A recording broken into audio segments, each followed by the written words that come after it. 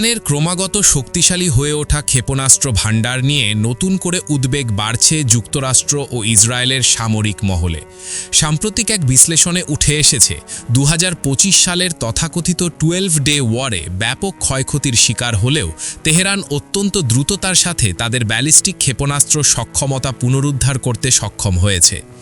মার্কিন central command সেন্টকমের 2022 সালের তথ্য অনুযায়ী ইরানের হাতে প্রায় 3000 ব্যালিস্টিক মিসাইল ছিল। 2025 সালের সংঘাতের সময় ইসরায়েলি গোয়েন্দা সূত্রের দাবি ছিল এই সংখ্যা কমে 1500-তে নেমে এসেছে।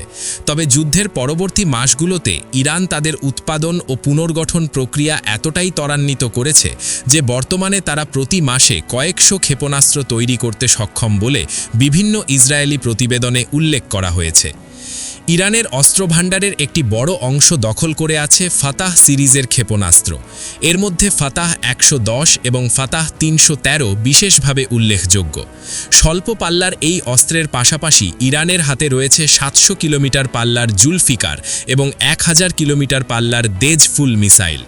এগুলোর বিশেষত্ব হল এগুলো সলিড ফুয়েল বা কঠিন জ্বালানি চালিত, যার ফলে খুব অল্প সময়ের মধ্যে এগুলো যুদ্ধের জন্য প্রস্তুত ও মোতায়েন করা সম্ভব। মাঝারি পাল্লার ক্ষেত্রে ইরান মূলত শাহাব 3-এর ওপর ভিত্তি করে তৈরি ইমাদ ও গাদের মডেল ব্যবহার করছে, যেগুলোর পাল্লা প্রায় 2000 কিলোমিটার পর্যন্ত। এছাড়া খোররাম শাহ 4 বা খাইবার ক্ষেপণাস্ত্রটিও তাদের শক্তির অন্যতম উৎস। তবে সবচেয়ে বেশি আলোচনার জন্ম দিয়েছে ইরানের হাইপারসনিক ক্ষেপণাস্ত্র ফাতাহ 1 এবং ফাতাহ 2।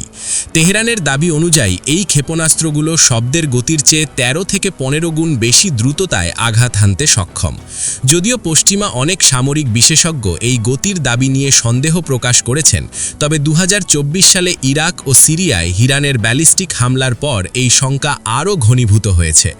ইরানের কৌশলগত শক্তির বড় একটি অংশ হল পাহাড়ের নিচে সুড়ঙ্গ কেটে তৈরি করা মিসাইল সিটি বা ভূগর্ভস্থ ক্ষেপণাস্ত্র নেটওয়ার্ক। এই গোপন ঘাঁটিগুলো থেকে সরাসরি ক্ষেপণাস্ত্র উৎক্ষেপণের সক্ষমতা ইরানকে যুদ্ধের ময়দানে বাড়তি সুবিধা দিচ্ছে। 2025 সালের যুদ্ধে কিছু স্থাপনা ক্ষতিগ্রস্ত হলেও অধিকাংশ অবকাঠামো অক্ষত রয়েছে বলে ধারণা করা হচ্ছে। অন্যদিকে ইরানের এই বিশাল ক্ষেপণাস্ত্র শক্তিকে মোকাবিলা করতে ইসরায়েল তাদের অ্যারো 3 ও ডেভিডস স্লিং এবং যুক্তরাষ্ট্র তাদের প্যাট্রিয়ট ইন্টারসেপ্টর সিস্টেমের ওপর নির্ভর করছে। মধ্যপ্রাচ্যে এই শক্তির লড়াই এখন বৈশ্বিক রাজনীতির অন্যতম কেন্দ্রবিন্দুতে পরিণত হয়েছে।